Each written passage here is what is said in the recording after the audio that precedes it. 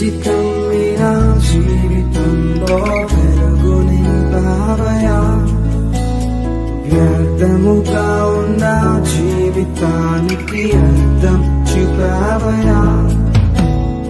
కూడి వచ్చిన మీ అందరికీ ప్రభునామములు శుభములు వందనములు తెలియజేయుచున్నాను.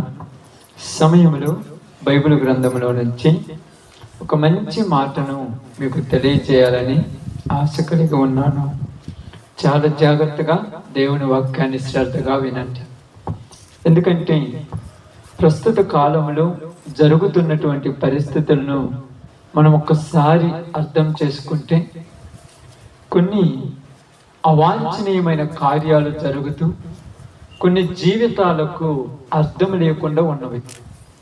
కొంతమంది బ్రతుకులు ఈ లోకమే శాశ్వతమని జీవిస్తూ ఉన్నారు. కొన్ని బ్రతుకులను ఆలోచించినప్పుడు నాశనానికి దరిదాపుల్లో ఉన్నారు. కానీ ఈరోజు నేను మీకు బైబిల్ గ్రంథంలో నుంచి దేవుడు రాయించినటువంటి ఒక మంచి సందేశమును చదివించి కొంత సమయం చెప్తాను, జాగ్రత్తగా వినండి. బైబిల్ గ్రంథంలో నుంచి కీర్తనల గ్రంథము 128వ అధ్యాయము 128వ అధ్యాయము కీర్తనల గ్రంథము 128వ అధ్యాయము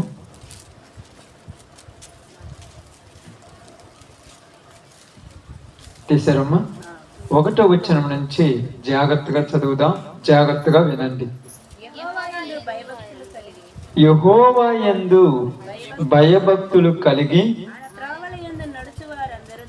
ఆయన త్రోవల యందు నడుచువారందరూ ధన్యులు. నిశ్చయముగా నీవు నీ చేతుల కష్టార్జితము అనుభవించదవు. నీవు ధన్యుడవు, నీకు మేలు కలుగును. నీ లోగిట నీ భార్య ఫలించు ద్రాక్షవలే నుండును. నీ భోజనపు బల్లా చుట్టూ నీ పిల్లలు ఒలీవల మొక్క వలె నుందురు. యెహోవా యందు భయభక్తులు గలవాడు ఇలాగు ఆశీర్వదించబడును. సియోనులో నుండి యెహోవా నిన్ను ఆశీర్వదించను. నీ జీవిత కాలమంతయు యెరూషలేమునకు క్షేమము కలుగుట చూచెదవు. నీ పిల్లలను నీవు చూచెదవు. ఇశ్రాయేలు మీద సమాధానముండును గాక. ఆమేన్. మంచిది. చదవనటువంటి సందర్భము చాలా ప్రాముఖ్యమైనది. ఇది రాసినటువంటి మనుషులు చెప్పినటువంటి ప్రాంతంలో ఇది ఏ కీర్తన అంటారంటే యాత్ర కీర్తన. ఏంటిదమ్మా? యాత్ర కీర్తన. యాత్ర అంటే ప్రయాణము అనేది పర్యాయ పదం, రెండో పదము, దానికి సమాధానమైన పదం. యాత్ర అంటే ఆలోచించాలి. యాత్ర అంటే ఏమిటి? మనుష్యుడు ఈ భూమి మీదకి వచ్చిన తర్వాత చేసే జీవితమే యాత్ర. ఈ యాత్ర ముగించుకొని కొన్ని రోజుల తర్వాత మరలా మనం వెళ్ళిపోతాం. కాబట్టి ఈ భూమి మీద జీవిస్తున్న మన జీవితం ఏ జీవితం అంట? యాత్ర జీవితము. కాబట్టి యాత్ర కీర్తన రాస్తూ ఇక్కడ ఏమంటున్నాడంటే, యెహోవా యందు భయభక్తులు కలిగి ఆయన త్రోవల యందు నడుచువారందరూ ధన్యులు. నిజముగా ఈ మాటలు నేను చదివినప్పుడు, ఈ మాటలను నేను వింటున్నప్పుడు, ఈ మాటల్లో ఉన్నటువంటి పరమార్థమును గ్రహించుకుంటున్నప్పుడు దేవుని నమ్మిన బిడ్డల కుటుంబాలు ఎలా ఉంటాయా అనేటట్టు నాకే డౌట్ వచ్చింది. ఈరోజు కుటుంబాలు చాలా కట్టబడుతున్నాయి. వయస్సు పెరిగిన తర్వాత వివాహం చేస్తారు. వివాహం చేసిన తర్వాత భార్యాభర్తలు ఇద్దరు ఉంటారు. భార్యాభర్తలు ఇద్దరు ఒక కుటుంబంలో ఉన్నప్పుడు ఆ కుటుంబం కూడా వర్ధిల్లాలి. కాబట్టి కుటుంబాలు ఎంతగా ఉంటాయా, ఎంత బాగా ఉంటాయంటే ఇంత బాగా ఉంటాయని మనం చెప్పట్లేదు, కానీ బైబిల్ చెప్తుంది. ఏమని చెప్తుందంటే, మనిషి జీవితంలో సాధారణముగా 4 రకాలైనటువంటి పద్ధతులు ఉంటాయి. ప్రతి మనిషి మొట్టమొదటిగా ప్రయాసపడేది దేనికోసమమ్మా? ధనము. మొట్టమొదట ప్రయాసపడేది ధనం. ఈ ధనము ఎంత సంపాదించినా దానిని అనుభవించేటువంటి తత్వం అందరికీ ఉండదు. సంపాదించిన దాని మీద తినే వాళ్ళ పేర్లు రాయబడి ఉంటాయంటారు. ప్రతి వాడు రాత్రింపగలు సంపాదిస్తున్నాడు కానీ సంపాదించింది వాడు తినలేడు. మొదటి పాట ఇది గుర్తుపెట్టుకోండి. రెండోది, కుటుంబంలో భార్యాభర్తల మధ్య అన్యోన్యత. బాగా వినండి, భార్యాభర్తల మధ్య అన్యోన్యత. ఏ కుటుంబంలోనైతే భార్య మాట భర్త వినకపోవటం కానీ భర్త మాట భార్య వినకపోతుందో ఆ కుటుంబం ఎంత ఉన్నా దానిలో సంతోషం ఉండదు. ఇక మూడోది, కుటుంబంలో ప్రాముఖ్యమైనటువంటి వాళ్ళు పిల్లలు. ఈ పిల్లలు అభివృద్ధిలోనికి రావాలన్నా, ఆశీర్వదించబడాలన్నా, వీళ్ళు ఫలించి నిత్యము వీళ్ళు వర్ధిల్లాలన్నా వీళ్ళు దేవుని దీవెనలతో ఉండాలి. ఇక చివరిగా నాలుగోది, మనుషులు ఈ జీవితంలో ప్రయాసపడేది ఏంటిదమ్మా? చెప్పండి. సంపాదన చెప్పాను, భార్యాభర్తలు చెప్పాను, తర్వాత పిల్లలు చెప్పాను. ఇంకా కుటుంబంలో ఉండేది చివరిగా ఏమున్నది? ఒకటి ప్రాముఖ్యమైనది తెలిసి ఇంకేమన్నా? నేనేమి మర్మం చెప్పట్లా, మన కుటుంబంలో జరిగే చెప్తున్నా. ఇంకొకటి ఏంటిది? ప్రాముఖ్యమైనది ఆరోగ్యం. ఈ నాలుగుటి మీదే మనిషి జీవితము సాగుతూ ఉన్నది. కాబట్టి బాగా గమనించి ఆలోచించండి. ఇక్కడ ఏమని మాట్లాడుతున్నాడంటే, యెహోవా యందు భయభక్తులు కలిగి ఆయన త్రోవల యందు నడుచు వారందరూ ధన్యులు. అందరూ ధన్యులు అంటే భూమి మీద ఉన్న వాళ్ళందరూ ధన్యులు అనటంలా, యెహోవా త్రోవల యందు నడుచువారు.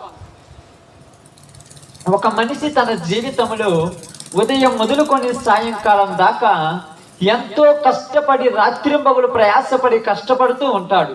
కష్టపడినది తినాలన్నా కూడా ఏముండాలమ్మా? ఏముండాలి? ప్రసంగి గ్రంథంలోకి పోతాం. చాలా జాగ్రత్తగా వినాలి, ప్రతి మనుషుడు వినాలి. ఈ యొక్క మాటలు కుటుంబంలో ఉన్నటువంటి భార్యాభర్తలు వింటే వాళ్ళ కుటుంబాలు వర్ధిల్లుతాయి. ఈట ప్రకారం చేస్తే వాళ్ళ కుటుంబాలు అభివృద్ధి చెందుతాయి. ఈ విధంగా నడుచుకుంటే వాళ్ళ కుటుంబాలను ఎవరు కూడా ఏలెత్తి చూపించలేడు. అంత చక్కగా రాయబడింది బైబిల్ గ్రంథం ఏదో మత పుస్తకం అని కొంతమంది చెప్పేశారు, కొంతమంది మాకు కాదు ఊరి చివరన్న వాళ్ళకని కొంతమంది చెప్పారు, కొంతమంది ఇది ఎవరికో అని చెప్పేశారు. కానీ ఇది మనుషుల జీవితాలను మార్చే పుస్తకం, మనుషుల జీవితాలను ఫలభరితముగా చేసే పుస్తకం. ఈ పుస్తకంలో ఉన్న పరమార్థాన్ని గ్రహించని అందరూ, మీకు తెలుసో తెలియదు, చాలా మంది ప్రార్థన పోతారు. ఒక్కరిద్దరుగా చాలా మంది కుప్పలుగా తండోపతండాలుగా ప్రార్థన పోతారు, కానీ ఒక్కళ్ళు కూడా బైబిల్ను పాటించరు. తెలుసా? మీటింగ్ పెడుతున్నాం అనుకోండి, లేదా ప్రార్థన పెడుతున్నాం అనుకోండి, చాలా మంది వస్తుంటారు, గుంపులు వస్తుంటారు, ఎంతో మంది వస్తుంటారు. ఏ రాబడితే అలాగ వచ్చేస్తుంటారు. ఎక్కడికి పోతున్నారంటే మేము ప్రార్థన పోతున్నామంటారు. ప్రార్థన పోతారు కానీ బైబిల్లో ఉన్న మాటలు పాటించే వాళ్ళు లేరు. అందుకే ఈరోజు క్రైస్తవ కుటుంబాలు అట్టడుగు స్థితిలోనికి వెళ్ళిపోతున్నాయి. క్రైస్తవ జీవితాలు నాశనానికి దరిదాపులోనికి వెళ్ళిపోతున్నాయి. చాలాసార్లు నేను చూస్తాను, మా ప్రాంతాల్లో నేను అటు ఇటు వెళ్తుంటాను కదా, నిజంగా కొన్ని ప్రాంతాలకు వెళ్ళినప్పుడు అక్కడ వాళ్ళందరూ అంటారు, ఇదిగయ్యా వీళ్ళు ప్రార్థనకి వెళ్ళే వాళ్ళు అంటారు. వాళ్ళ కుటుంబాల దగ్గరికి వెళ్ళి చూసినప్పుడు వాళ్ళు ప్రార్థనకి వెళ్ళే వాళ్ళని ఇంటి ముందు వాక్యాలు రాసి పెట్టుంటారు, కానీ ఇంటిలో ఒక్కడ కూడా పద్ధతిగా ఉండేవాళ్ళు. ఈ ప్రార్థన అవుతుంది అనగానే ప్రార్థన రోజు వచ్చి మన చర్చిలో కానీ లేకపోతే ప్రార్థన ముందు కానీ 250 రూపాయలు 300 రూపాయలు పెడితే దొరుకుతుంది, బైబిల్ తీసుకుని చాలా కూర్చుంటారు, కానీ జీవితాలు మారలా. కావాలంటే చూడండి, ఇక్కడ మీరు అందరూ ఉన్నారు కదా, మీరు చూస్తుంటారు కదా, ఎంతో మంది చూస్తారు కదా, అందరూ ప్రార్థనకి వెళ్ళిపోతున్నారు. మీకంటే ఎన్నో సంవత్సరాల ముందు నమ్ముకున్న వాళ్ళు ఉన్నారు. మా యొక్క పితరుల కాలము నుంచి, మా తాత ముత్తాతల కాలము నుంచి మా వెలవేల్పై యేసు ప్రభువుని నమ్మిన వాళ్ళు ఉన్నారు. బ్రతుకులైతే మారలా. జీవితాలు మారల. త్రాగుడు వాళ్ళే, వ్యభిచారాలు వాళ్ళ దగ్గరే, దొంగతనాలు వాళ్ళ దగ్గరే, మోసాలు వాళ్ళ దగ్గరే, కుళ్ళు కుతంత్రాలు అసూయలు వాళ్ళ దగ్గరే. వాళ్ళ జీవితాలన్నీ కూడా తగలబడిపోతూ ఉన్నాయి. ఎందుకు అలా అయిపోతున్నాయంటే 66 గ్రంథాల్లో ఉన్నటువంటి బైబిల్ను పాటించరు. ప్రార్థన అనగానే ఏం పెడుతున్నారు? చికెనా మటనా? అంతకుమించి ఏం చేయలేదు. ప్రార్థన అనగానే ఇదిగో పలహారం పెడతారా? మా కుటుంబం దగ్గర ప్రార్థన పెట్టుకుంటున్నాం, కనీసం పలహారం పెట్టకపోతే ఏమన్నా బాగుండదేమో, దేవుడు దీవించడేమనుకుంటున్నారు. నేను చెప్తున్నాను, నువ్వు పలహారం తెచ్చినా, నువ్వు చికెన్ బిర్యానీ చేసి పెట్టినా, మటన్ బిర్యానీ చేసి పెట్టినా, పెద్ద పాస్టర్ని పెంచుకొచ్చిన ఆశీర్వాదం రాదు. ఆశీర్వాదం రావాలంటే బైబిల్ చెప్పినట్టు చెయ్యాలి.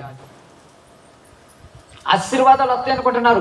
పెద్ద పాస్టర్, ఈ పాస్టర్ పెద్ద పేరుంది, అనేక మందిలో చెప్తున్నాడు ఈ పాస్టర్ అయితే మాకు ఆశీర్వాదం వస్తుంది అంటున్నారు. ఎవరు చెప్పారమ్మా? తప్పది. ఆశీర్వాదం రాదు. ఆశీర్వాదం రావాలంటే నువ్వు దేవుడు చెప్పినట్టు నడుచుకోవాలి. నిజంగా చెప్తున్నాను, చూడండి, గమనించండి. బైబిల్ గ్రంథంలో నుంచి ప్రసంగి గ్రంథంలోనికి రండమ్మా. ప్రసంగి గ్రంథం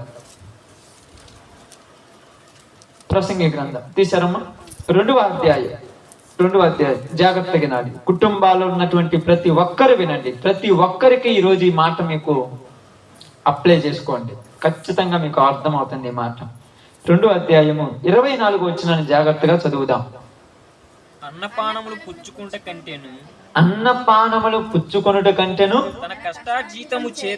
తన కష్టార్జితము చేత సుఖపడుట కంటెను నరునికి మేలుకరమైనదేదియు లేదు. తర్వాత మాట, దేవుని వలన కలుగునని నేను తెలుసుకొనెను. ఆయన సెలవు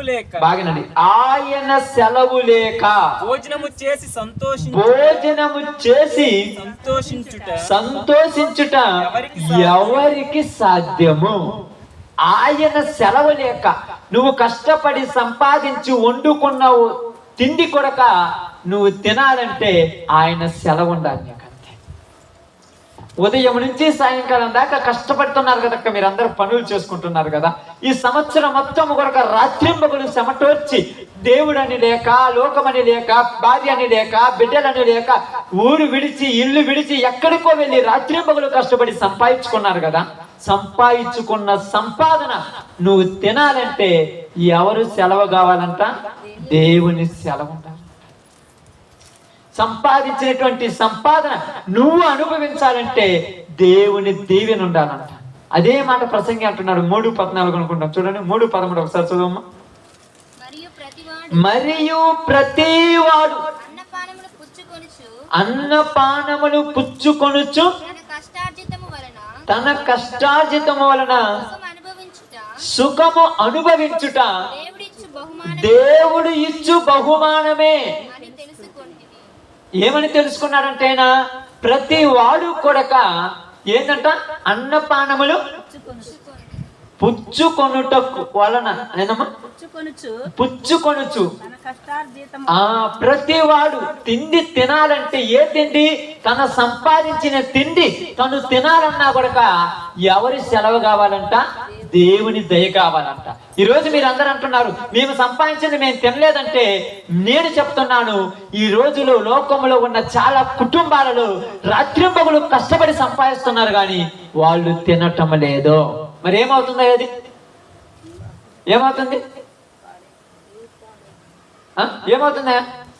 ఏమవుతుందన్నా?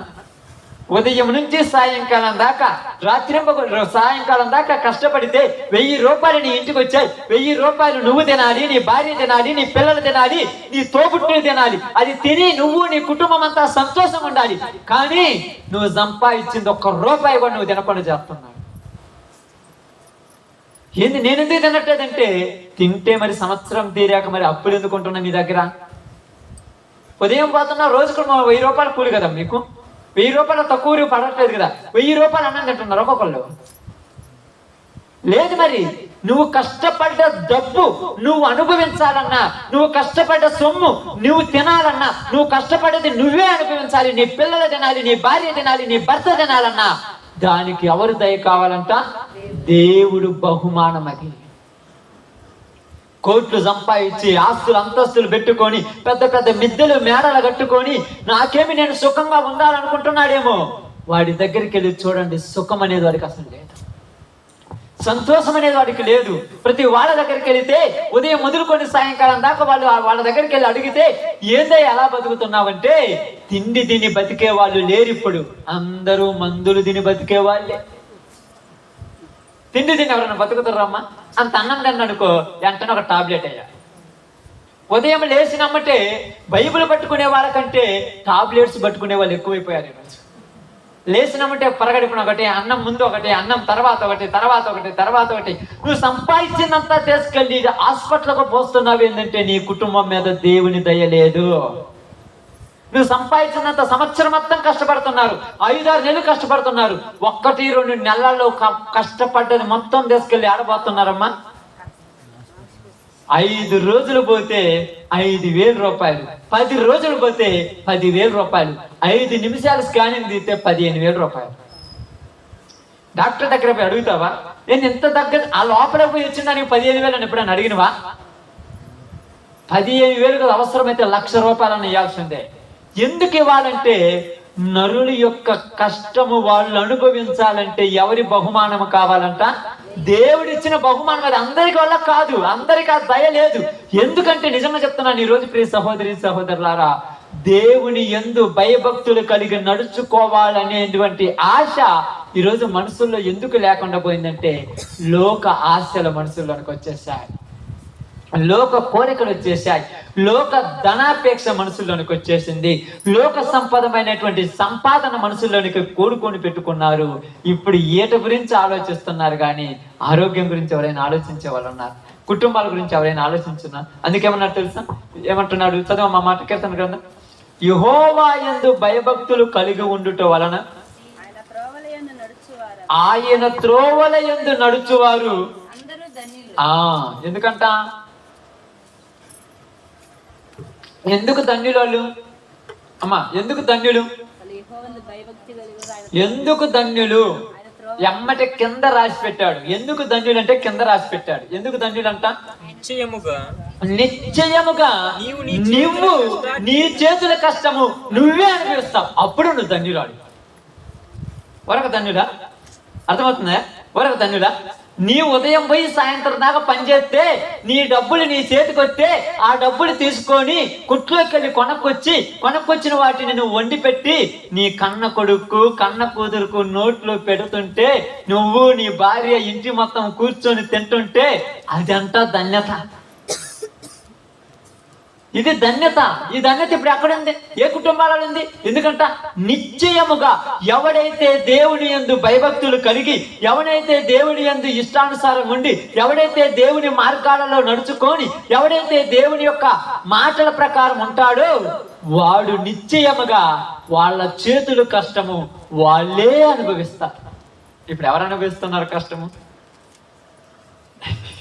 ఎవరు అనుభవిస్తున్నారు? నీ చేతుల కష్టం నువ్వు అనుభవిస్తున్నావా? నీ కళ్ళకు కూడా కనపడదు, కనపడదు. పొద్దు మీరు అందరూ పనులు చేసేది, ఇక్కడ ఎవరు పని చేయని వాళ్ళు ఎవరన్నా ఉండరా? నేను పని చేయని వాళ్ళు ఎవరన్నా? కానీ అసలు కనపడుతున్నాయి వచ్చిన డబ్బులు ఏడన్నా? నెల చివరికి వచ్చేలోపు అన్నిటికీ ఉంటాయి.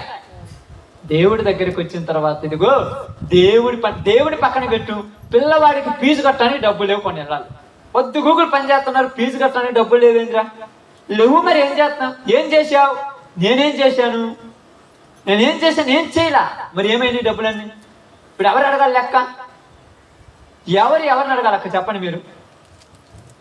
ఎవరిని అడగాలి లెక్క? భార్య భర్తను అడగటానికి లేదు, రూల్ పట్టేసింది. నువ్వు నన్ను అడిగి లెక్క అడిగంత రేంజ్కి ఎదిగిపోయావు అన్నాడు. అయిపోయాయి. మరి ఇప్పుడు భర్త భార్యను కూడా అడగటానికి లేదు. మారిపోయింది జీవితం. భర్త భార్యను కూడా అడగటానికి లేదు. ఏం చేసినావు? నిన్న 200 రూపాయలు నీ కూలి వచ్చినావు కదంటే నీ డబ్బులు ఏం చేసినావు? నా డబ్బులు అడగటానికి అంట. ఏమి లేదు ఇద్దరి మధ్య అన్యోన్యత అంటాడు బైబిల్. అన్యోన్యత లేదు. ఎవరితో మాట్లాడుకోవటానికి లేదు. భార్య ఒక పక్కన కూర్చుంటే భర్త ఒక పక్కన కూర్చొని ఈడికొచ్చిన డబ్బులన్నీ ఈడు శుభ్రంగా ఒక పక్క లెక్క పెట్టుకుని ఉంటే, ఏమొచ్చిన డబ్బులన్నీ ఒక పక్క లెక్క పెట్టుకొని ఖర్చు పెట్టుకుంటుంటే పుట్టిన బిడ్డల గతి ఏంటి? ఈడేం చేస్తాడు తెలుసా? డబ్బులన్నీ కూడా తీసుకొని తాగుడుకని తిరుగుడుకని విచ్చలవిడి తనాలకు ఖర్చు చేస్తాడు. ఇలా చేస్తే ఎలాగయ్యా? వచ్చే సంవత్సరం మరలా మనము మన పిల్లల బతకాలి కదంటే, నేను బజార్లోకి వెళ్తే నాకు అప్పు అయినాడు ఎవరన్నా ఉందా? అప్పు తేవటం మగతనమేమో అనుకుంటారు జనాలు.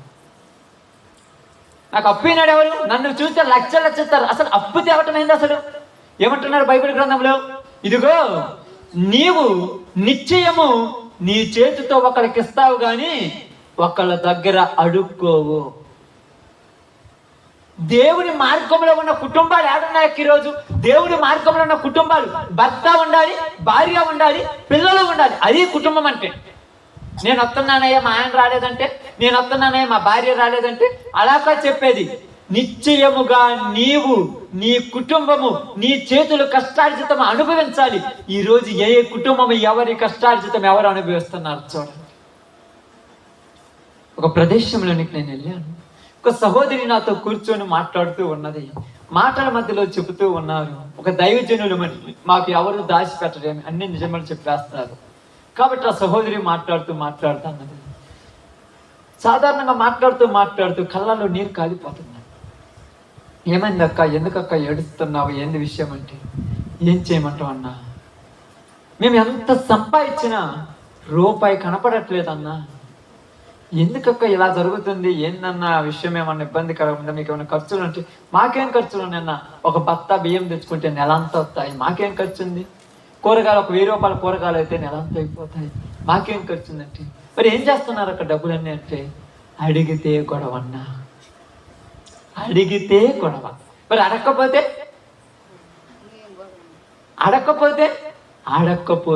ఇంట్లో ప్రశాంతత లేదు.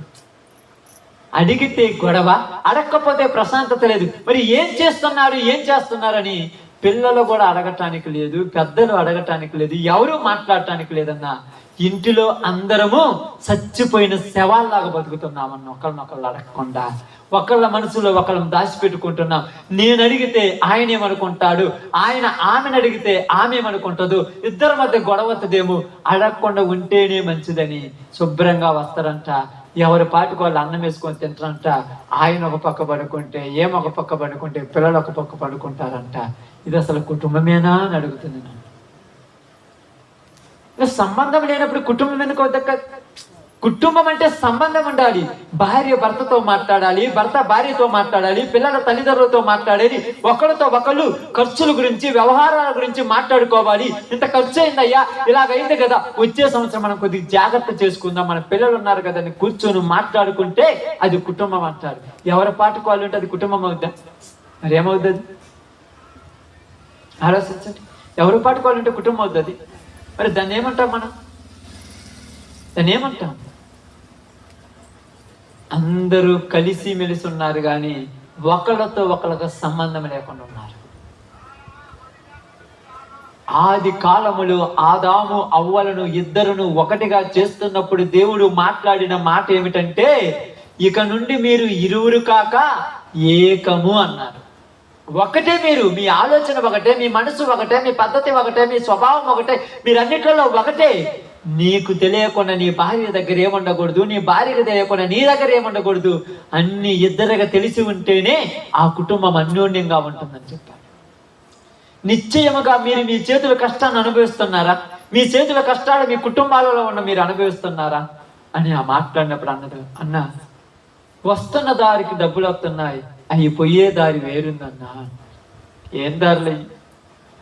ఎన్ని దారులు ఉన్నాయి? డబ్బులు పట్టని దారులు ఉంటాయి. ఎన్ని దారులలో పోతున్నాయి తెలియదంటే, నీకు కావాల్సింది అన్నమే కదా, తెచ్చేస్తాను తిను.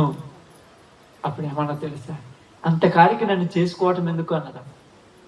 అన్నం పెట్టాలంటే పెళ్లి కావాల్సిన పని లేదు, కష్టపడి పని చేసుకుంటే ఎక్కడైనా అన్నం దొరకదు తెలుసా. నేనేమన్నా కుక్కనా? నేనేమన్నా పని చేసేటువంటి ఒక పని మనిషినా? కాబట్టి అన్న, నాకు ఇంట్లో ఉండటం కంటే చచ్చిపోవటం మంచిది అనిపిస్తుంటుంది.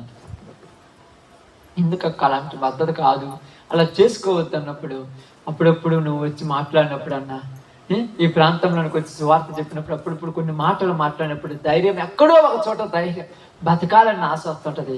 కానీ మరలా బలహీనతలు వచ్చినప్పుడు ఇబ్బంది పడుతుంది. సాధారణంగా అయితే ఈరోజు ఆ ప్రాంతానికి వెళ్ళాలి సువార్తకు. మరలా రేపు 10 కాలం వాళ్ళు ఫోన్ చేస్తా, ఎందుకు రాలేదు? ఎందుకంటే చెప్తున్నానంటే, నిశ్చయముగా మీరు మీ చేతుల కష్టార్జితాన్ని అనుభవించాలి. కానీ నీ కష్టం నువ్వు అనుభవించటంలా, నీ కష్టం ఎవరో అనుభవిస్తున్నారు. నీ కష్టం ఎవరికెవరికో పాలవుపోతున్నది. నీ కష్టం ఎవరెవరో అనుభవిస్తున్నారు. ఎవరు అనుభవిస్తున్నారంటే, వ్యభిచార గృహాలలో ఉన్న వాళ్ళు అనుభవిస్తున్నారు, మద్యపాన దుకాణాలలో ఉన్న వాళ్ళు అనుభవిస్తున్నారు, దోపుడులు దొంగతనాలు చేసే వాళ్ళు నీ కష్టం అనుభవిస్తున్నారు. ఎందుకు ఇలా పోతుందయ్యా? ఈ అడ్డదారులలో ఎందుకు పోతుంది? ఆపచ్చు కదంటే, ఆపాలంటే నీ మీద ఎవరి దయ ఉండాలంట? దేవుని దయ లేని కుటుంబాలయ్యి, దేవుని దయ లేదా కుటుంబాలలో, దేవుని దీవెన లేదా కుటుంబాలలో, దేవుని ఆశీర్వాదం లేదా కుటుంబాలలో. అందుకే ఒకళ్ళ మధ్య ఒకళ్ళకు అన్యోన్య సహవాసం లేదు, ఒకళ్ళంటే ఒకళ్ళకు పడటం లేదు, ఒకళ్ళతో ఒకళ్ళు మాట్లాడుకోవటం సంబంధం ఎప్పుడో దిగిపోయాయి. కలిసి మెలిసి ఉండాలని ఉంటున్నారు కానీ, లోకం కోసం ఉంటున్నారు కానీ, వాళ్ళకై వాళ్ళకు ఉండరు, వాళ్ళకై వాళ్ళకి ఇష్టాలు లేవు. ఏంది ఇలా మాట్లాడుతున్నావు అంటే, నా ఇష్టం, నీ ఇష్టమేంది? నీ ఇష్టమేది నాకు అర్థం కాలేదు. నీకు వివాహం చేస్తున్నప్పుడు పెద్దల సమక్షంలో, ఊరి అందరి సమక్షంలో, దేవుడి దగ్గర మధ్యలో నువ్వు నిలబడి మాట్లాడిన మాట గుర్తుందా? మాట్లాడిన మాట గుర్తుందా? ఏమని మాట్లాడుంటావు? కష్టమందును, నష్టమందును, బాధలు వచ్చినా, శ్రమలు వచ్చినా, ఇబ్బందులు వచ్చినా, ఇరుకులు వచ్చినా, ప్రతి దానిలో నీతో కలిసి ఉంటాను అని మాట్లాడావుగా. మరి ఇప్పుడు ఏమైపోయింది? మరి ఎంతలోనే ఏమైపోయింది? ఎందుకు మధ్యలో అడ్డదారులు దొక్కుతున్నావు? మధ్యలో ఎందుకు లేనిపోని దొంగదారులలో వెళ్ళిపోతున్నావు? ఎందుకు అలా వెళ్ళిపోతున్నారు అంటే చూడండి, బైబిల్ గ్రంథంలో నుంచి ఒక మాట మీకు చదివేస్తాను, చూడండి.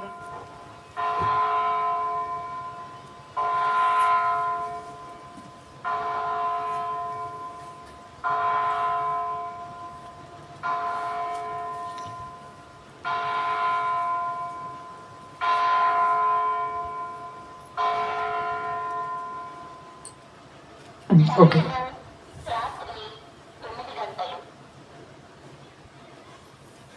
ఓకే. యెషయా గ్రంథము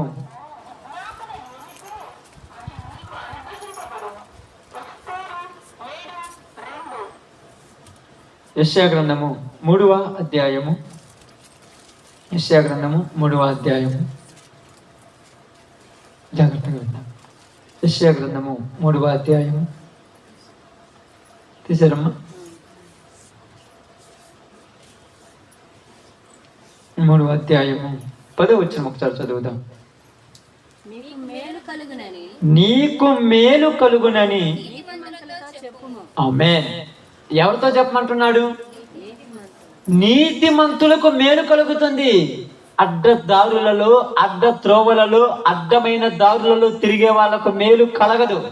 ఎవరికంటే మేలు కలుగుతుంది? నీతిమంతులకు మేలు కలుగుతుంది. అడ్డదారులు తొక్కే వాళ్ళకు మేలేం కలుగుతుంది? ఈరోజు బాగానే ఉంటుంది. అడ్డదారి తొక్కేవాడికి, అడ్డంగా పోయేవాడికి ఈరోజు బాగానే ఉంటుంది. కానీ ఏదో ఒక రోజు వాడి కాలికి ముళ్ళు గుచ్చుకుంటుంది. ఆ ముళ్ళు సెప్టిక్ అవుతుంది. ఆ కాలే తీసేయాల్సి వస్తుంది. ఆ కాలు తీసేసిన తర్వాత నీ భార్యే లేదా నీ భర్తే నీకు దిక్కయ్యే రోజు వస్తుంది. ఈరోజు అడ్డదారులు ఎదుగుతుంటే నాకేమనుకుంటున్నావు? నీ మీద ఉన్నటువంటి ఈ శరీరము ఏది కూడా నీకు క్షేమము చేయదు. ఎలాంటిదంటే, ఈ లోకంలో ఉన్న ఏదైనా మరలా పెరుగుద్ది కానీ నీ శరీరములో ఒక అవయవం పోతే పెరిగేది లేనే లేదు. ఏమంటున్నాడు? నీకు మేలు కలుగునని నీతిమంతునితో చెప్పుము, వారు తమ క్రియల ఫలము అనుభవిస్తారు. ఎవరంట అనుభవించేది? నీతిమంతులకు మేలు కలుగుతుంది. ఏ మేలు అంటున్నాడు? నిశ్చయముగా నీవు నీ చేతుల కష్టార్జితమును అనుభవించదవు. తర్వాత చదమ్మా. నీవు 122 నీవు ధన్యుడవు, నీకు మేలు కలుగును. అందరికి మేలు కలుగుతుందా? ఎవరికి? నీతిమంతులకు మాత్రమే మేలు కలుగుతుంది. ఎందుకంటే ఇర్మియా గ్రంథము 6వ అధ్యాయము, ఇర్మియా గ్రంథము 6వ అధ్యాయము, జాగ్రత్తగా వినండి, కొంత సమయం ముగిస్తాను. ఇర్మియా గ్రంథం తీశారమ్మా? 6వ అధ్యాయము 16వ వచనాన్ని జాగ్రత్తగా చదువుదాం. 16. యెహోవా ఇలాగూ సెలవిచ్చుచున్నాడు, మార్గములలో నిలిచి చూడుడి. పురాతనమున మార్గములను గూర్చి విచారించుడి. మేలు కలుగు మార్గమేదని అడిగి అందులో నడుచుకొనుడి, అప్పుడు మీకు నెమ్మది కలుగును.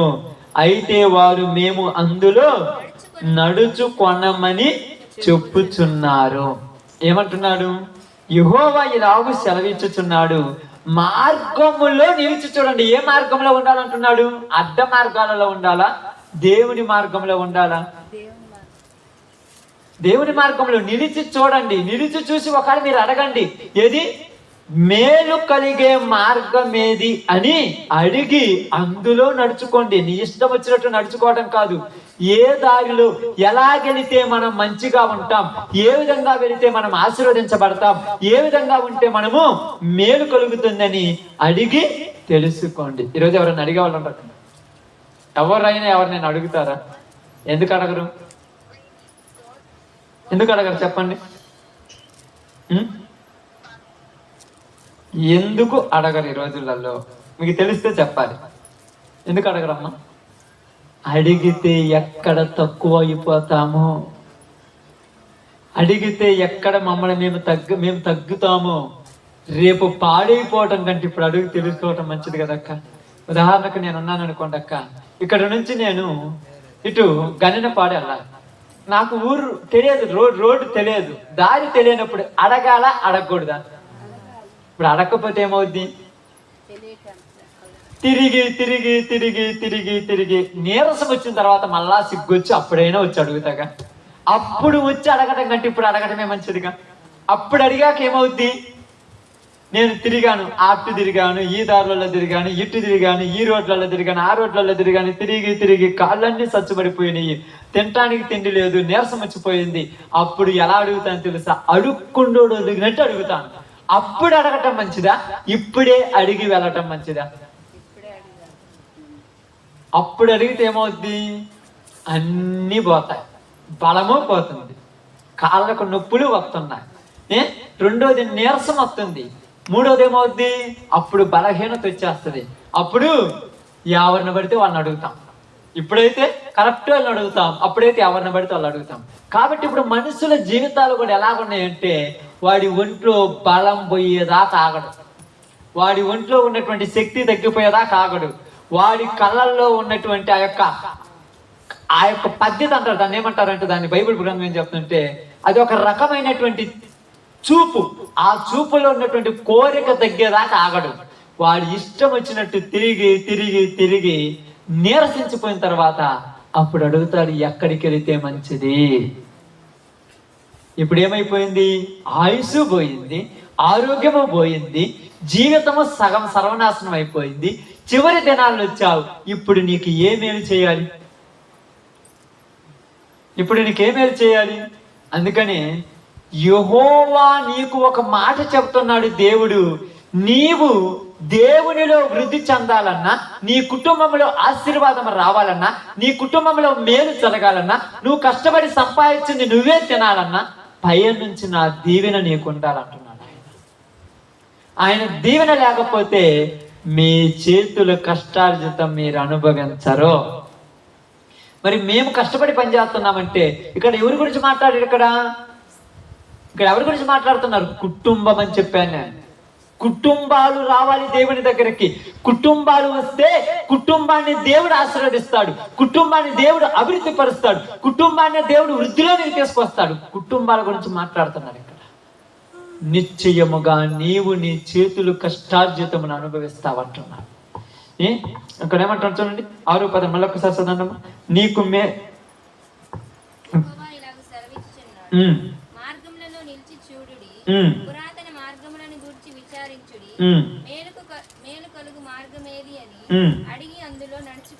అప్పుడు మీకు ఏమి కలుగునంట? నెమ్మది. నెమ్మది అంటే మాకు తెలుసు కదక్క, విశ్రాంతి, ఆ ప్రశాంతత. అప్పుడెప్పుడు మీకు తెలిసే తెలియదు. కొన్ని కుటుంబాలు ఉంటారు, తినటానికి ఉన్నా లేకపోయినా, ఉండటానికి ఉన్నా లేకపోయినా, భార్యాభర్తలు ఇద్దరు పిల్లలతో నవ్వుకుంటూ ఎప్పుడు సంతోషంగా ఉంటారు. ఏమీ లేదు, వీళ్ళు ఎప్పుడు కలకలలాడుతుంటారు, ఇలా ముఖాలు ఎప్పుడు నవ్వు ముఖాలు ఉంటాయి, ఎందుకు అని అడుగుతుంటారు. వాళ్ళ జీవితాలలో ఏమి లేవమ్మా, ఏమి లేదు అంటున్నాను. దుడ్డి మార్గాలు లేవు వాళ్ళకు. దుడ్డి మార్గాలు ఉన్న కుటుంబాలలో ఎప్పుడు ఏదో ఒకటి బాగొట్టుకున్నట్టే. భార్య ముఖం ఎట్టబోయి ఉంటది, భర్త ముఖం ఎక్కడిపోయి ఉంటది, పిల్లల ముఖం. ఏం దిగులు పడిందమ్మా, ఎందుకమ్మా ఎప్పుడు ఏదో పోయినట్టు ఉంటామంటే ఏం పోయింది? జీవితమే సర్వనాశనం అయిపోయింది. ఇంకేముంది పోవటానికి? ఏమీ లేదు. లోపల దాచిపెట్టుకోలేదు, బయటికి కక్కుకోలేదు. ఎన్ని కోట్లు సంపాదించినా, ఎన్ని లక్షలు సంపాదించినా, మీరు సంపాదించింది మీరు తినాలంటే దేవుని దయ మీకు ఉండాలి, దేవుని ఆశీర్వాదం నీకు ఉండాలి. అందుకే ప్రసంగం ఏమన్నాడు తెలుసా? నరులు వాళ్ళ యొక్క చేతులు వాళ్ళు కష్టం వాళ్ళు అనుభవించాలని ఏమంటున్నారు చూడగలరు మంచు. మరియు ప్రతి వాడు అన్నపానములు పుచ్చుకొనుచు తన కష్టార్జితం కష్టార్జితం వలన సుఖం అనుభవించుట దేవుడిచ్చు బహుమానమే. ఏందయ్యా వీళ్ళు ఎంత సంతోషంగా ఆనందంగా ఉన్నారంటే అది ఎవరిచ్చారంట బహుమానము? దేవుడిచ్చిన బహుమానం. అది మనుషులు ఎవరు, ఎక్కడికి వెళ్ళడానికి బహుమానం దొరకదు, దేవుడే ఆ బహుమానం ఇస్తారంట. ఎంత గొప్ప బహుమానం అంటే అది నీ కుటుంబం ఇప్పుడు సంతోషంగా ఉండే బహుమానం. రెండోది మనం చెప్తున్నాను, భార్యాభర్తల మధ్య అన్యోన్యత. భార్యాభర్తల మధ్య ఏముండాలి? అన్యోన్యత. ఈ అన్యోన్యత ఉండాలంటే ఏముండాలి? వీళ్ళ మధ్య ఏముండాలమ్మా చెప్పండి, ఏముండాలి? దేవుని ప్రేమ ఉండాలి. దేవుని ప్రేమ ఉండాలి. దేవుని ప్రేమ కలిగినోడు ఏం ఆలోచిస్తాడంటే, ఇదిగో దేవుడు నాతో మాట్లాడాడు. ఏమని మాట్లాడాడంటే, నీవు నీ భార్యను బ్రతికినంత కాలము ప్రేమించాలి అని చెప్పాడు. ఎఫెసీ రాసిన పత్రికలో రాయబడిన తర్వాత చదువుకోండి. నీవు బ్రతికినంత కాలము నీ భార్యను మాత్రమే ప్రేమించాలని రాయబడింది అక్కడ. క్రీస్తు కూడా సంఘమును ప్రేమించి అది మచ్చైనను డాలైనను కళంకమైనను మరి అలాంటిది ఏదైనా లేకుండా ఉండవలనని, నిష్కళంకముగా ఉండవలనని, తన ఎదుట నిలువబెట్టుకోవడం వలనని దాని కోసము తన్ను తానే అర్పించుకున్నాడు. ఇక్కడ ఏం రాయబడింది? నీవు నీ భార్యను నిశ్చయముగా ప్రేమిస్తే, నువ్వు నీ భార్యను నిజముగా ప్రేమిస్తే నీ భార్య కోసం ప్రాణమైనా ఇస్తావు, నీ భార్య కోసం ఏదైనా చేస్తావు, నీ భార్య కోసం ఏదైనా ఇవ్వటానికి ఇష్టపడతావు. ఎందుకంటే నీ భార్య నిన్ను నమ్మి వచ్చింది గనక. నీ భార్యకు నువ్వే దిక్కు. ప్రపంచంలో, లోకంలో ప్రతి పురుషుడికి, ప్రతి మనిషికి ఎన్నో దిక్కులు ఉండొచ్చు, కానీ స్త్రీకి మాత్రం భర్తే దిక్కు. లోకం మొత్తము విడిచిపెట్టారు. కన్న తల్లిని, తోబుట్టిన అన్నదమ్ములను, సహోదరులను, బంధుమిత్రులను అందరినీ విడిచిపెట్టి నువ్వే దిక్కని నీ దగ్గరకు వస్తే, నా కాళ్ళ దగ్గరకు వచ్చిందని ఇష్టం వచ్చినట్టు చేశావా, తిరగబడితే చేత కాదు, జాగ్రత్త. రివర్స్ అయితే చేత కాదు, ఎవరి వల్ల కాదు. నిన్ను నమ్మింది, ఎంతమందిని వదిలిపెట్టి వచ్చింది. ఎందుకంటే తన జీవితము నా కోసము ధారపోశాలని, తన బ్రతుకంతా కూడా భర్త అడుగు జాడల్లో నడుచుకొని అన్యోన్యత కలిగి, సంతోషము కలిగి, జీవితాంతం నా భర్తను సంతోష పెడుతూ నేను సంతోషంగా ఉంటూ మా కుటుంబం మంచిగా ఉండాలని ఆశతో వచ్చే ఆశల మీద ఏం కలిగాడంట? నిప్పు మీద నీళ్లు జల్లినట్టు ఆశల మీద నీళ్లు జల్లిపోయిన కుటుంబాలు ఎన్నో ఉన్నాయి ఈ రోజు. పైకి చెప్పుకోలేక, లోపల దాచిపెట్టుకోలేక, ఎవరితో చెప్పుకుంటే ఎవరు తీరుస్తారు? తల్లితో చెప్పుకుంటే 2 రోజులు తీరుతుంది, 3వ రోజు ఏమంటో తెలుసా? నాకు జరిగిన కష్టాలు నీకు చెబితే నువ్వేం చేస్తావమ్మా కాపురం? ఏ కూతురైనా కన్న తండ్రి దగ్గర, కన్న తల్లి దగ్గర పోయి చెబితే ఈ ఇంటి దగ్గర నుంచి ఆ ఇంటికి ఇచ్చిన తర్వాత సచ్చేదాకా ఆన్నే ఉండాలి. ఇది ఒక కండిషన్. మళ్ళీ వాళ్ళు ఇటు పక్క ఎవరికైనా అన్నదమ్ములు చెప్పుకోవాలంటే నా బాధలు ఎవరు చెప్పుకునే, నా బాధలు ఎవరు చెప్పుకునే, నా ఇంటి బాధ నేను తీర్చుకోలేకపోతున్నాను. ఎలా సమస్య కాబట్టి బంధువులతో చెప్పుకుంటే 1 రోజు జాలితో చూస్తారు, 2 రోజులు పని మనిషిగా చూస్తాడు, 3వ రోజు ఏందిరా ఇంటికి వచ్చింది ఇంకా పోదా అని చెప్పే పరిస్థితి ఏలది. సచ్చినట్టు వాళ్ళ దగ్గరే పడి ఉంటే అయ్యో నమ్మి వచ్చినందుకు వాడేమో కరెక్ట్గా లేకపోయి ఇప్పుడు ఎవరికి చెప్పాలి? ఈ కుటుంబం ఎవరితో చెప్పుకోవాలి? ఈ బాధ ఎవరికి చెప్పుకుంటే ఎవరు తీరుస్తారమ్మా? ఎవరితో మాట్లాడితే ఎవరు తీరుస్తారు? ఓకేలే, కోపం వచ్చిందని ఒక మాట గట్టిగా మాట్లాడావా, నోరు చేసుకున్నది ఇట్టాడు దాన్ని ఎందుకు చేసుకున్నావు, ఇట్టాడిది ఎందుకు అసలు ఇలాంటి పనికి మారింది అనుకోలేదు నేను. మళ్ళా రివర్స్ ఆమె మీదే అవుతా. ఏం చేయాలి ఈ పరిస్థితి? మరి ఎలా బ్రతకాలి, ఏ విధంగా జీవించాలి? ఎందుకు ఇలా లేదంటే నీ కుటుంబంలో దేవుని ప్రేమ లేదు. భర్త దేవుళ్ళో ఉంటే, భార్య దేవుళ్ళో ఉంటే వీళ్ళిద్దరి మధ్య ఇవి కాదు ఉండాల్సింది. వీళ్ళిద్దరి మధ్య ఉండాల్సింది దేవుని ప్రేమతో కలిసిన భార్య భర్తల బంధం వీళ్ళ దగ్గర ఉంటుంది. వాళ్ళిద్దరూ అన్యోన్యంతో లేకపోవటం వల్ల ఏమైపోతుందంటే చూడండి, కొరింథీయులకు రాసిన ఒక మాట మీకు చెప్తాను. భార్య భర్తలు ఇద్దరు పై దేవుళ్ళు లేకపోతే ఎలా ఉంటుందో కొరింథీయులకు రాసినటువంటి మొదటి పత్రిక జాగ్రత్త చూద్దాం. అవసరం వచ్చింది కాబట్టి చదివిస్తున్నాను, లేకపోతే చదివించాను కాదు. ఇప్పుడు అవసరం వచ్చింది, సమయం వచ్చింది కాబట్టి చదివిస్తున్నాను జాగ్రత్తగా. 11వ అధ్యాయం 12వ అధ్యాయంలో చూడండి, స్త్రీ పురుషుల గురించి మాట్లాడుతుంటది.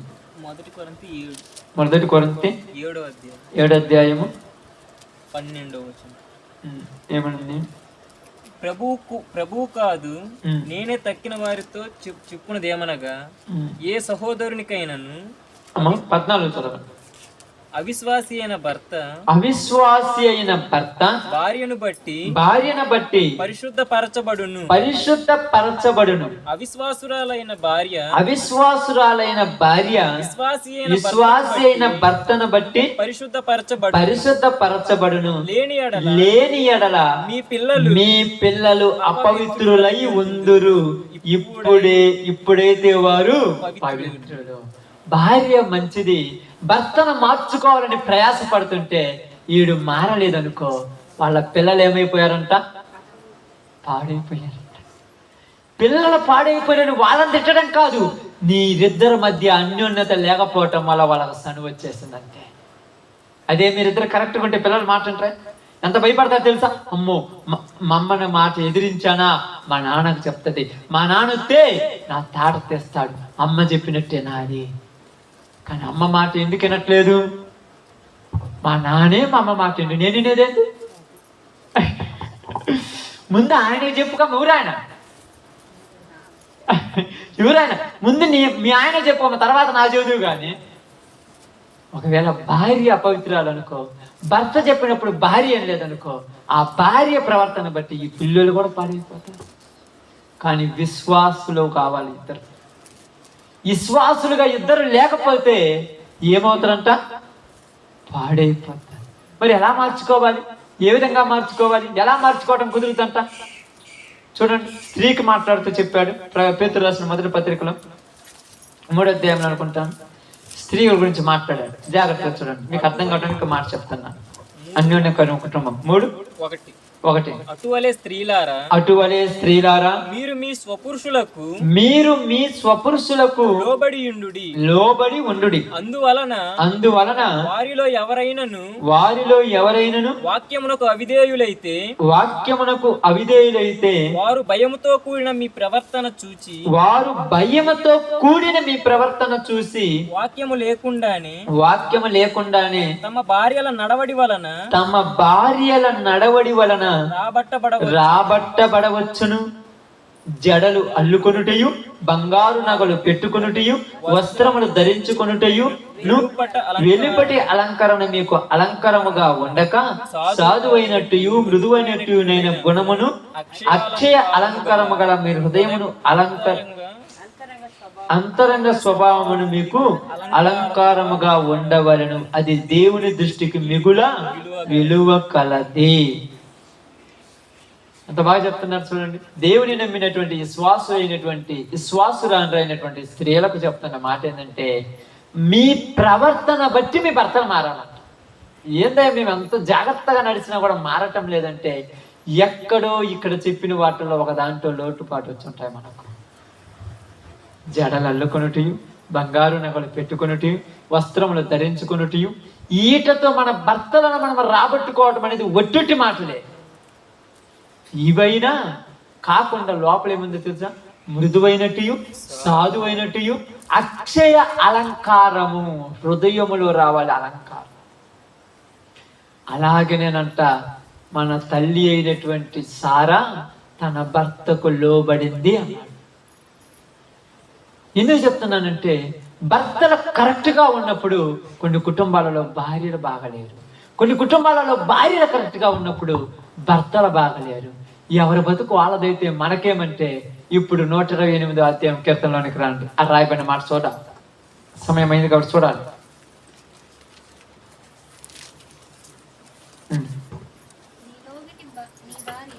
మీలోగిటి మీ భార్య ఫలించు ద్రాక్షవల్లి వలె నుండును. నీ భోజనపు బల్ల చుట్టూ మీ పిల్లలు ఒలీవ మొక్క వలె నుందురు. ఎక్కడ ఉండాలంట మీ పిల్లలు? నీవు నీ భార్య కలిసి మెలిసి అన్నం తింటుంటే వాళ్ళు కూడా మీ చుట్టూ కూర్చొని అన్నం తినాలంట. ఎప్పుడు ఉంటారా? కుదురుద్ది. అసలు ఆడుంది అది, ఆ పద్ధతి ఆడుంది. అసలు దేశంలో ఆ పద్ధతి కనపడుతుంది జీవితాలలో. ఎవరి జీవితాలలో ఎక్కడా లేదు ఇది. ఎందుకు లేదంటే ఎవరి దారి వారిదే, ఎవరి బ్రతుకు వారిదే. చాలా మంది స్త్రీలు కూడా చాలా మంది 66 గ్రంథాలు కలిగినటువంటి ఈ బైబిల్ పుస్తకాన్ని జాత పెట్టుకుని వస్తారు, కానీ వాళ్ళ స్వభావాలు మారలేదమ్మా. వాళ్ళ బ్రతుకులు మారల, వాళ్ళ జీవితాలు మారలా. నిజముగా నువ్వు మారి ఉంటే నీ జీవితంలో ఒకరోజు నీకు విలువ వస్తుంది. మారలా. చూడండి, చాలా మంది పనులకు వాళ్ళు ప్రార్థనకి వెళ్తుంటారు ఆదివారము. మిగతా రోజులలో వాళ్ళ కుటుంబాలలో ఉన్నట్టు మీ కుటుంబాల్లో మీ భర్తలు కొన్ని చిన్న చిన్న తప్పులు చేస్తారు. పెద్ద ఏం చేయదు, చిన్న చిన్న తప్పులు చేస్తే వాటిని మీరు రాసి రంపాన పెడతారు. ఎట్లా? వాళ్ళు అంటారు ఇంకా చచ్చిపోతామే బెటర్ కదరు అన్నట్టు తయారైపోతారు. మీకు వాళ్ళు భయపడటం కాదు, వాళ్ళకు మీరు భయపడేటట్టు మారిపోవాలి. మరి మిమ్మల్ని వాళ్ళు ఏం చేయాలి? మీరు వాళ్ళకు భయపడుతున్నారు, మరి మిమ్మల్ని వాళ్ళు ఏం చేయాలి? వాళ్ళు మీకేం కావాలి? వాళ్ళు మిమ్మల్ని ప్రేమించేటట్టు మీరు మారిపోవాలి. ఎలా కుదురుద్ది అంటే అది బైబిల్ చదివిన వాళ్ళకి తెలుస్తుంది. బైబిల్లో ఉన్న మర్మం అది. ఈ బైబిల్ అందరికేం అర్థమవుతుంది అనుకుంటున్నారేమో. ఏదో పోయి 2 నిమిషాలు కూర్చొని 2 పాటలు పాడి ఒక ఆరాధన పాట పాడి లేచి దేవుని స్తుతించి వస్తే రాదు. బైబిల్లో ఉన్న మర్మం నీ లోపలికి రావాలి. నీ లోపలికి వస్తే నీలో ఉన్నటువంటి ఆ యొక్క మలినాన్ని తీసివేసి నిన్ను పరిశుద్ధంగా మార్చేస్తుంది. ఇది తెల్లగా ఉన్నాయి వాటర్ నీళ్లు. ఇప్పుడు దీంట్లో కొంచెము ఎర్ర రంగు ఎత్తే నీళ్ళన్నీ ఏమైపోతామా? ఎంతగా దేశింది, మొత్తం ఎందుకు ఎరిపోయినాయి? అలాగే వాక్యం కూడా కొంచెం మీలోకి వస్తే మీలో ఉన్న స్వభావం మొత్తం మారి మంచి స్వభావంగా మారిపోద్ది. మారకపోతే ఏంటంటే మీకు పుట్టిన బిడ్డలు అపవిత్రులు అవుతారు. ఇదంతా చేసి దూరికోసం ఒక మీరు నువ్వు 15 లక్షలు లేదా 17 కోట్లు సంపాదించి పెట్టావు, ఆడ కూడబెట్టావు, తిని తినక ఉండి లేక మొత్తం దాచిపెట్టావు. 20 రోజుల్లోనే 15 కోట్లు దాకా పెట్టేశాడు. ఏం చేసేవారంటే బెట్టింగ్లు పెట్టాడంట. నీకంటే ఎక్కువ సంపాదాలని బెట్టింగ్లు పెట్టాడు. ఆ బెట్టింగ్లలో రోజుకు 1 లక్ష, రోజుకు 1 లక్ష, రోజుకు 1 లక్ష. ఈ డబ్బులు పోతుంటే అర్థం కాక తాగటానికి తిరగటానికి ఈటికి ఇంటికి వచ్చి డబ్బులు ఇవ్వమన్నాడు. ఎందుకురా డబ్బులు అంటే చిన్న కుమారుడు అడిగినట్టు నా ఆస్తి నాకు పంచేయమని అంటాడు. అంతే మాకి ఏం మాట్లాడారు వాళ్ళతో? ఇంకా ఎక్కడి నుంచి వచ్చింది స్వభావం మీకు తెలుసు? ఎక్కడి నుంచి వచ్చిందా? ఎక్కడి నుంచి వచ్చింది చెప్పండి అక్క, మీరు అందరు చెప్పండి. టైం ఏం కాలేదు, అయిపోయింది శివరమ్మ. అందరు చెప్పండి, ఎక్కడి నుంచి వచ్చింది వాడికి ఆ స్వభావం? ఎక్కడి నుంచి వచ్చింది? ఇంట్లో మీరిద్దరు ఉన్నారు, ఎవరు లేరు అనుకుంటారు, భార్య భర్త ఇద్దరు మాట్లాడుకున్నారు, చిన్న మాట్లాడుకున్నారు. నా డబ్బులు ఏం చేసినావు? నీకేడన్నట్టే నాయి, నేను పనికి పోతున్నాయి, నా డబ్బులు నాకే. నువ్వు అనుకుంటున్నావో నీ భర్త నా డబ్బులు నాకేమన్నావు, నీ భర్త వచ్చి నా డబ్బులు నాకే నిన్ను అడిగాడు. పిల్లోళ్ళు ఏమన్నారంటే నాయి కూడా ఉన్నాయి కదా నాయి నాకి అని అడుగుతాను. మీకు అర్థం కాదు వీడికి, రే నీకాడీరంటే మరి నీకాడి ఎన్ని కుటుంబాలు ఈరోజు ఏడ్చి బజారు పాలవటానికి బాగలేక ఎల్లే బజారుగా మారిన కుటుంబాలు ఉన్నాయి తెలుసా?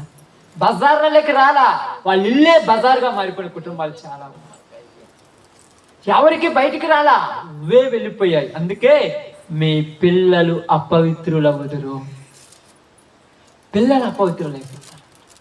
పిల్లలు ఎందుకు అపవిత్రులు అవుతారంటే స్త్రీలు దేవుణ్ణి ఎరిగిన మీరు, మీ పురుషులు అవిశ్వాసులైతే లేదా మీ భార్యలు అవిశ్వాసులైతే వాళ్ళతో మాట్లాడేటప్పుడు ఎన్నుకో ముందు చూసి మాట్లాడాలి. ఏమవుతుందంటే వెనకనే ఉన్నారు కరెక్ట్గా కూర్చోటానికి, మీ మాట వినటానికి. వాళ్ళు మీరేమనుకుంటారు? పిల్లలు నిద్రపోండిలని మాట్లాడుకుంటారు. అంత సీన్లు వాళ్ళకి నిద్ర కూడా రాదు. మీరు నిద్రపోతారా, వాళ్ళు నిద్రపోతారా? చెల్లుబని పట్టుకుంటే 2 గంటలకు నిద్ర రాదు. వాళ్ళకే నిద్ర రాదు అనుకుంటారు. వాళ్ళకి నిద్ర కూడా రాదు. ఎందుకంటే పిల్లలు చెడిపోతున్నారు ఈరోజు. అదే మాట్లాడండి, మీ భోజనపు బల్ల చుట్టూ మీ పిల్లలు ఒలీవల మొక్క వలె ఉన్నారంటే ఇంత కాళ్ళు రాగానే కంటికి కనపడే పిల్లలు ఉన్నారమ్మా.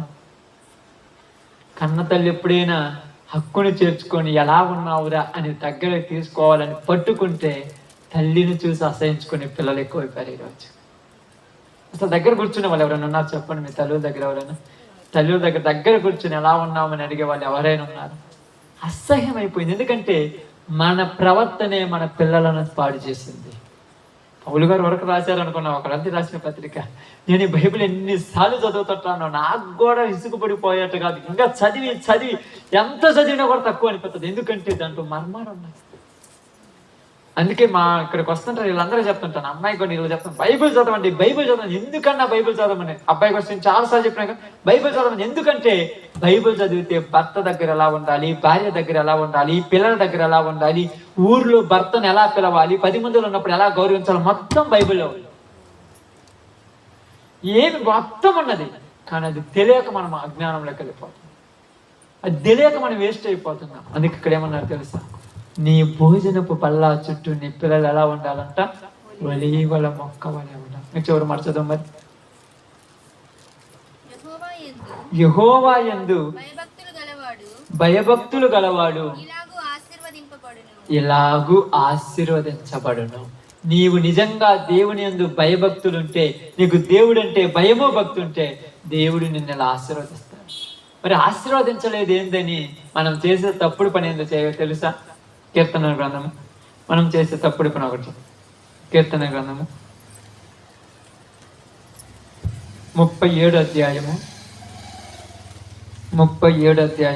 కీర్తన గ్రంథము 37 అధ్యాయము 1వ వచనం నుంచి జాగ్రత్త చదువుతాం. చెడ్డవారిని చూసి నీవు వ్యసన పడకము, దుష్కార్యములు చేయు వారిని చూసి మత్సర పడకము. వారు గడ్డి వలనే త్వరగా ఎండిపోవుదురు, పచ్చని కూర వలనే వాడిపోవుదురు. యెహోవా యందు నమ్మిక ఉంచి మేలు చేయుము. దేశమందు నివసించు సత్యము అనుసరించుము. యెహోవాను బట్టి సంతోషించుము. ఆయన నీ హృదయ వాంఛను తీర్చును. నీ మార్గమును యెహోవాకు అప్పగింపుము. నీవు ఆయన నమ్ముకొనుము, ఆయన నీ కార్యము నెరవేర్చును. ఇప్పుడు మనందరికీ తెలియజేస్తున్న మాట, అందరూ బాగున్నారే, నేను నా భర్తే బాగలేమే, అన్ని కుటుంబాలు బాగున్నారే, అందరూ సంతోషంగా ఉన్నారే, మేమే ఇలా లేమని పక్కన వాళ్ళని చూసి ఏమవుద్దంట? వ్యసన పడొద్దు. చివరిలో మళ్ళీ వ్యసన పడొద్దు. ఎందుకు పడొద్దంటే, నీవు నిజంగా యెహోవా యందు నమ్మిక ఉంచితే నీ హృదయ వాంఛను ఆయన ఖచ్చితంగా తీరుస్తాడు. ఎప్పుడు తీరుస్తాడంటే ఆయన తెలుసు ఎప్పుడు తీరవాలి.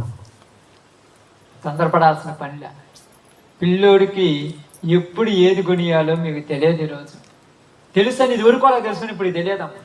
ఇప్పుడు ఏం తెలియదు, ఎవరికి తెలియదు. పిల్లోడు ఏడిస్తే ఏం చేస్తాం తెలుసా? సెల్ ఫోన్ చేతికెత్తా. పిల్లోడు ఏడిస్తే ఏం చేస్తాం? టీవీ ఆన్ చేస్తా. పిల్లోడు ఏడిస్తే వాడిని బైక్ మీద పెట్టుకొని తిప్పుతా. ఇంకా చిన్న పిల్లోడు ఏడిస్తే నాకు అర్థమవుతుంది, కొంతమంది అవసరమైతే పెళ్లి కూడా చేస్తారు మరి తోడికి. అంతే కదా. బైక్ కావాలంటే బైక్ను కటకని తీసుకొచ్చి కూర్చోబెట్టి తిప్పుతా ఉన్నారంటే వాడు అలవాటు పడితే మానుకుంటున్నా? నువ్వు ఎంత పనిలో ఉండకుండా నాకు రౌండ్ వేయమంటే నువ్వు ఖచ్చితంగా ఆ పని పక్కన పెట్టిన రౌండ్ వేయాలి. వాడిని కంట్రోల్ చేయడం నీ వల్ల కాదా? వాడు ఆడవకూడదు. వాడు ఆడవపోయింది అనుకోండి, తర్వాత నేను ఏడిపోతాడు జీవితం అంతా. నేను వద్దని చెప్పట్లా, పిల్లల్ని ప్రేమించని చెప్పట్లా. ప్రేమించేవాడు ఏం చేస్తాడంట? గద్దించి శిక్షించి త్రోవలో నడిపిస్తాడు ప్రేమించేవాడు. మరి గద్దించేవాళ్ళు ఎవరైనా కనపడుతున్నారా? కనీసం పిల్లలకు చెడు చేస్తుంటే వద్దని చెప్పేవాళ్ళు ఉన్నారా? పాస్టర్ల కొడుకులే చాలా మంది అలా ఉన్నారు. నేను ఈరోజు ఒక చోటకు ప్రార్థనకి వెళ్ళాను. ఇక్కడికి వెళ్ళాక ఎంత అమ్మాయి 2.5 సంవత్సరం ఉంటుందంట. అమ్మాయి ఏడుస్తా ఉంది. నేను వాళ్ళ సిస్టర్ గారు మాకు భోజనం వడ్డిస్తూ ఉన్నారు. పాప తింటా ఉన్నాము. అందరికంటే నాకు కొద్దిగా నోరు ఊతలు ఎక్కువలే. అందరు మామూలు ఊరిపాటికి వాళ్ళు తింటున్నాను. నేను అన్నాను, ఎందుకు అక్క ఏడుతున్నా? సెల్లు కావాలంట. ఈ వయసులో సెల్లు అమ్మాయి పనికి వస్తుంది అన్న. నోరు మూసుకొని 2 దెబ్బలు కొట్టింది అమ్మాయిని. అంతవరకు కొట్టలేదట పాపం. అంటే నిజంగా చెప్తున్నాను చూడండి, మీకు చెప్పటానికి ఓకే, కానీ ఏ పాస్టర్ అయినా వాళ్ళ పిల్లల దగ్గర చేయరయ్యి. కావాలంటే 100కు 100% గ్యారంటీ ఇస్తాను చూడండి. అందుకే వాళ్ళ కుటుంబాలు కూడా ఏం కాల వర్ధిల్లటంలా, వాళ్ళ జీవితాలు కూడా ఆశీర్వదించబడటంలా. కాబట్టి ఇవన్నీ ఉన్నా, ఎన్ని ఉన్నా కూడా నీకు మంచి మేలు ఆరోగ్యం ఎవరి దయ వల్ల వస్తుంది? అది రాయబండి. ఆయన రెక్కల కింద ఏముందంట? ఏముందంట గుర్తుంది లేదు ఎవరికన్నా? ఆరోగ్యము. దేవుని రెక్కల కిందకి వచ్చావనుకోండి, సంపూర్ణమైన ఆరోగ్యం నీకు ఇస్తాడు ఆయన. అలా కాకుండా చాలా మంది ఏం చేస్తారు, ఆరోగ్యం కోసం ఏం చేస్తారు తెలుసా? ఏం చేస్తారమ్మా? ఎక్కువ మంది ఏం చేస్తారు, హాస్పిటల్లో పోతే 2వ పాయింట్ ముందు ఏం చేస్తారు, ఉదయాన్నే టిఫిన్ చేయకూడదంట, మొలక కందిపప్పే తినాలంట. మొలక పెట్టిన విత్తనాలు తినాలి, అవి తినకూడదు, ఈ తినాలి, జ్యూస్ తాగాలి, ఈ తాగాలి. ఈ పాటించడానికే టైం అంతా వేస్ట్ చేసారు. దేవుడి గురించి ఆలోచిస్తారు, ప్రార్థన చేస్తే పోద్ది అనుకుంటారు. పొద్దున్న లేకనే టీవీలో ఒక ఆయన అవుతుంది, ఆరోగ్య సూక్తులు అని. కిడ్నీలో రాళ్ళు ఉన్నాయా? ఉంటే ఇవి తాగండి, ఇవి తినండి, ఇవి చెయ్యండి, ఇవి చెయ్యండి, ఇవి చెయ్యండి. అవి వినటానికి టైం ఉంటుంది, ఇవన్నీ చేయటానికి బాగుంటుంది. ఏంది అయ్యేదో చెప్తున్నాడు కూర్చొని. మోకాల నొప్పులు ఉన్నాయా? ఇది రాయండి, ఇది తినండి, ఇది తక్కువ తినండి, అది ఎక్కువ తినండి, అది ఎక్కువ తినండి, అది తక్కువ తినండి, అన్నీ బాగా తినండి. ఏం చెప్తున్నాడు? ఉడకబెట్టినటువంటి అదే మొలకేసినటువంటి విత్తనాలు తినండి, ఆకుకూరలు బాగా తినండి, ఎక్కువ రోజులు బతుకుతారు. ఇప్పుడు ఆ యొక్క విత్తనాలు ఆకు తినేది కూడా తెలుసా? వేదాలు తింటున్నాయి. మరి ఎన్ని సంవత్సరాలు బతుకుతున్నాయి అమ్మాయి? అర్థం చేసుకోండి, సంపూర్ణమైన ఆరోగ్యం దేవుని రెక్కల కింద ఉన్నది. అక్కడికి వచ్చి ఆయన దీవెనలు పొందుకుంటే నీ జీవితంలో సమృద్ధికరమైన ఆరోగ్యం ఇస్తాడు. కాబట్టి ఈ 4 మాటలు నేను చెప్పినటువంటి మాటలు మీరు గుర్తుపెట్టుకోండి. ఏది చెయ్యాలన్నా, ఏది రావాలన్నా దేవుని దీవెన నీ మీద ఉండాలి. ఆయన దీవెన నీ మీద, నీ కుటుంబం మీద ఉండాలంటే నువ్వేం చేయాలంట? ఆయన యందు భయభక్తులు కలిగి ఆయన త్రోవల యందు నడుచుకున్నప్పుడు నీకు సమృద్ధికరమైన ఆరోగ్యమును, నీ కుటుంబంలో సంతోషమును, నీకు నీ భార్యకు, నీకు నీ భర్తకు మధ్య అన్యోన్య సహవాసము, నువ్వు చేసిన కష్టము నువ్వు అనుభవిస్తావు. నీ పిల్లలు నీ మాటలు అంటారు. కానీ ఇప్పుడు అలాగ ఎవరన్నా ఉండరా? ఎవరన్నా చెప్పండి. చిన్నపిల్లలప్పుడు నేను బడికి పోయేటప్పుడు, చిన్నప్పుడు బడికి పోయినప్పుడు ఒక తప్పు చేస్తే టీచర్ కొడితే పాస్ పోసుకోండి, కొడితే పాస్ పోసుకోండి. ఇంటికి వచ్చి మా అమ్మలో చెప్తే ఇంకా 4 తన్నుతా అమ్మాను. అందుకే నేను ఇంత చదువు చదివా. నీలాగా టీచర్ కొట్టే మా పిల్లల్ని కొట్టే నీ ఇష్టం జాగ్రత్త అన్నమనుకో, ఎప్పుడో బేదారి పని పోయాను. ఈరోజు టీచర్లు కూడా పిల్లల్ని కొట్టడానికి లేదు. కొడితే ఒప్పుకుంటారమ్మా? ఎందుకంటే మా పిల్లల్ని కొడతావా, నేను ఎంత ముద్దు పెంచుకున్నాను, అంత ముద్దు పెంచుకుని రేపు తీసుకెళ్ళి ఆ బురదను ఒకలో నవ్వటానికి సిగ్గనే లేదు నాకు. ఇంత ముద్దు పెంచుకున్నావు, తాగుబోతు తాగుతున్నాడు, సిగరెట్లు తాగుతున్నాడు, మందు తాగుతున్నాడు, సినిమాలు చూస్తున్నాడు. ఈ వయసులోనే పెళ్ళిళ్ళు, ప్రేమలు. నువ్వు కనీసం ఒక దెబ్బ కూడా కొట్టలేనట్టు వాడిని మాత్రం ఊరు మొత్తం కొడుతున్నా. నువ్వు తప్పక అందరు కొడుతున్నారుగా. దొంగతనం చేసి ఎవరికైనా దొరికితే ఊరు మొత్తం కుక్కను కొట్టినట్టు కొడుతున్నారుగా. అదే చిన్నప్పుడు నువ్వు కొడితే కొట్టరుగా ఊరు మొత్తం, చిన్నప్పుడు నువ్వు తంతే కొట్టరుగా ఊరు మొత్తం. కొన్ని పనులు మన పిల్లలు మనం చేయటానికి మనకు కొన్ని ఏమర్థమవుతుందో తెలుసా? మాయ ప్రేమ అంటాను నేను. నిజమైన ప్రేమ అది కాదు. నిజమైన ప్రేమ దేవుడు చెప్పింది ప్రేమ. ఆ ప్రేమ నీ పిల్లలను పాడు చేస్తుంది కానీ, గారాబం నీ కుటుంబాన్ని నాశనం చేస్తుంది కానీ, శిక్షించి గద్దించి ప్రేమించినప్పుడు నీ కుటుంబం ఆశీర్వదించబడుతుంది. కాబట్టి ఈరోజు మీ అందరికీ కుటుంబంలో ఈ యొక్క 4 మాటలు మీరు పాటిస్తే దేవుడు మీ కుటుంబాన్ని అభివృద్ధిపరుస్తాడు. కాబట్టి మీరు చేస్తున్న పనులు చేసుకోవద్దు అన్నట్లు నేను ఎప్పుడు చెప్పను, కానీ ఆ చేసింది మీరు తినాలంటే మీ కుటుంబం మీద ఎవరి దయ ఉండాలమ్మా? దేవుని దయ ఉన్నదా? లేకపోతే మీ డబ్బులు ఎటుపోతున్నాయో కూడా మీకు తెలియదు. నీ మీద ఉండొచ్చేమో, నీ భర్త మీద లేదు, అందుకే వెళ్ళిపోతున్నాయి. నీ కూలే ఇంటికి వస్తున్నాయి, ఇంకొక కూలి వెళ్ళిపోతా ఉన్నాయి. రెండోసారి నీ కూలి కూడా ఉండదు, అది కూడా ఒక దారికి వెళ్ళిపోతుంది. భార్యాభర్తల మధ్య అన్యోన్య సహవాసం లేదు. చాలా మంది దగ్గర అన్యోన్య ప్రేమ, భర్త భర్తది, భార్య దాని భార్య. మళ్ళీ ప్రార్థనలకు వచ్చే వాళ్ళు కూడా నేను కాదనట్లేదు. భర్త చెప్తే భార్య ఎందు, భార్య చెప్తే భర్త ఎందు. అందుకే వాళ్ళ పిల్లలు చెడిపోయారు ఈరోజు. చివరిగా సంపూర్ణమైన ఆరోగ్యం కోసం ఎక్కడెక్కడో కాదు, దేవుడు చెప్పినట్టు నడుచుకుంటే సంపూర్ణమైన ఆరోగ్యం దేవుడు మీకు అనుగ్రహిస్తాడు. ఓకే, అందరూ తల వంచితే ప్రార్థన చేస్తాను.